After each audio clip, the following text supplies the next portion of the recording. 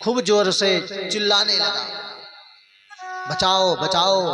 तो उसके बेटे का नाम नारायण रखा गया था, इसलिए अपने बेटे से बहुत प्रेम करता था। तो जब आपत्ति विपत्ति में फंसा, ऐसी स्थिति देखी, तो तुरंत अपने बेटे को बुलाया, बेटा नारायण बचाओ, नारायण बचाओ। और जैसे ही नारायण नारायण की आवाज लगाई, सब नारायण के पार्षद जो हैं वो पहुंच गए जमराज जी के पास। ये सब स्वप्न में देख रहा है अजामिल।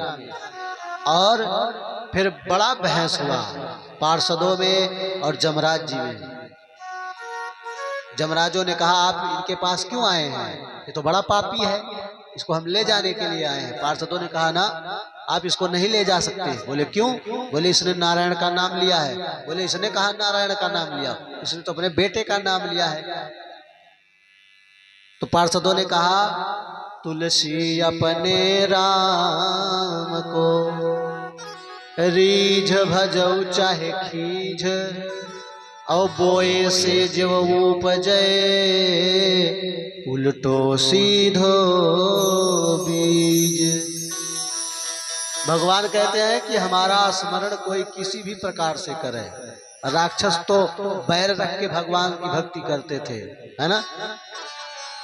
तो भगवान कहते हैं कि हमारी भक्ति किसी भी प्रकार से करे, कोई भी गाली देकर हमारा नाम ले, दुश्मनी करके हमारा ना स्मरण करे, किसी भी प्रकार से करे, तो कहते हैं कि मेरा नाम अग्नि के समान है। जैसे अग्नि में कुछ भी डालिए, जला करके भस्म कर देती है और उसको राख बना देती है ना, और भस्म जो होती है वो शुद्ध होती है। उसी प्रकार से भगवान का नाम है, किसी भी प्रकार से भजेंगे तो आपकी मुक्ति सुनिश्चित है, हो जाएगी। बड़ी देर तक बहस हुई, आखिरी में जमराज जी को जाना पड़ा और पार्षदों ने नहीं ले जाने दिया उसकी जीव को। और इस बात को केवल 12 भागवत ही जानते हैं, भगवान की महिमा को। कौन? बोले स्वयंभूर नारदः शंभु कुमारः कपिलो मनुः प्रहलादो जनको भीष्मो बलेर्व्यास किवर्वयम् द्वादशेते बीजिनीमो धर्म भागवतं भटाः गुह्यं विशुद्धं दुर्बोधं यम ज्ञात्वामृतम् अश्नुते। 12 भागवत हैं जो जानते हैं। स्वयंभू नारद, भगवान भोलेनाथ, सनत कुमार, कपिल और मनु महाराज, प्रहलाद, जनक जी, भीष्म, बलि और व्यास। 12 भागवत हैं जो भगवान की महिमा को जानते हैं। जब वो स्वप्न से जगा तो देखा, ना तो मैं मरा हूं ना कुछ है, सब चकाचक। बोलिए मैं तो स्वप्न देख रहा था। उसके दिमाग में आया कि जब मैंने स्वप्न में भगवान का स्मरण किया और भगवान ने हमारी रक्षा की, तो अगर मैं हमेशा भगवान का स्मरण करूंगा तो हमारा कल्याण हो जाएगा। इसलिए कृष्ण कहने से तर जाएगा, कृष्ण कहने से तर जाएगा, पार भव से उतर जाएगा। कृष्ण कहने से तर जाएगा, पार भव से उतर जाएगा, कृष्ण कहने से तर जाएगा।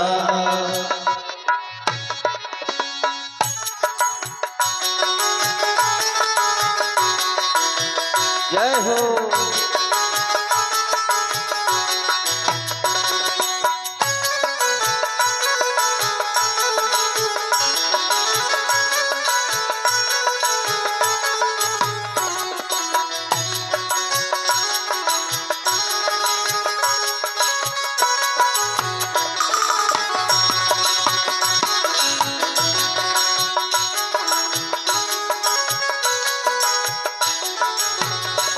बड़ा मुश्किल से नर्तन मिला, क्या पता फिर किधर जाएगा। बड़ा मुश्किल से ये तर मिला, बड़ा मुश्किल से नर्तन मिला, क्या पता फिर किधर जाएगा, पार भव से उतर जाएगा, हरि बोल। पार भव से उतर जाएगा, कृष्ण कहने से तर जाएगा, कृष्ण कहने से तर जाएगा, पार भव से उतर जाएगा, हरि कहने से तर जाएगा।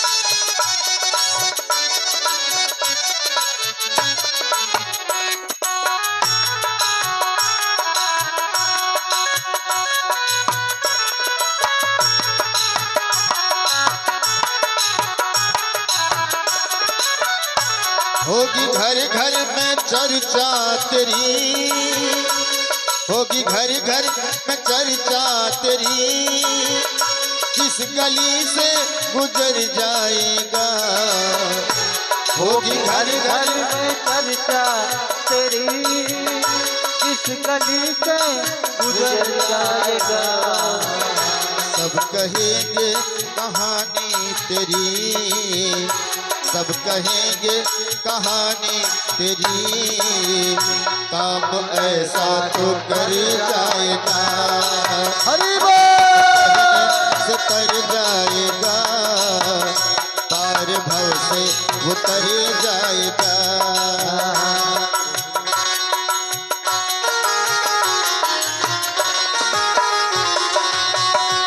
राधे।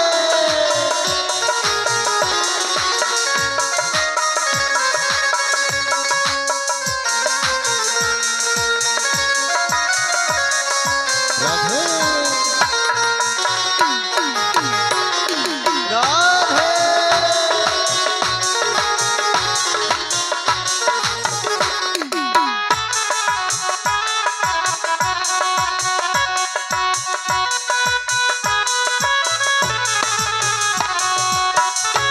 उसके आगे तू झोली फैला, दाता झोली को भर जाएगा, उसके आगे तू झोली फैला, दाता झोली को भर जाएगा, उसके आगे तू झोली फैला, उसके आगे तू झोली फैला, दाता झोली को भर जाएगा, कृष्ण कहने से तर जाएगा, पार भव से उतर जाएगा, कृष्ण कहने से तर जाएगा, पार भव से उतर जाएगा। बोलिए भागवत भगवान की जय हो। जिह्वा न भक्तिं भगवत गुणनामधेयं, चितेश्च न स्मृति तच्चरणारविन्दौ, कृष्णाय नो नमति यक्षिरये कदापि, तनानयध्वस्मस्ततो अकृतविष्णो कृत्यायन। भगवान कहते हैं कि तुम मेरे पास उन्हीं को लाना जिनकी जिह्वा भगवान के नाम नहीं लेती है, जिनका चित्त भगवान के चरणों में नहीं लगता है, और जिनका सिर भगवान के चरणों में नहीं झुकता है, जो कभी पूजन पाठ नहीं करते हैं। जमराज जी से कहते हैं उनको तुम पीट पीट करके लाना। इसलिए नमामि नारायण पद पंकजं करोमि नारायणं पूजनं सदा, वदामि नारायणं नाम निर्मलं स्मरामि नारायण तत्त्वमव्ययम्। इसलिए बारंबार भगवान का स्मरण करना चाहिए, और भगवान बार बार रोज भगवान का पूजन करना चाहिए। भगवान का नाम स्मरण करने से हमारी अधोगति नहीं होगी। इसलिए पुण्य कमाना जरूरी है, पाप नहीं कमाना है। इस प्रकार से भगवान ने उपदेश किया है। उसके बाद आप लोगों ने कल की कथा में हिरण्यकश्यप अर्थात प्रहलाद जी चरित्र सुना, और उसके बाद गजेंद्र मोक्ष की कथा को श्रवण किया। गजेंद्र मोक्ष का पाठ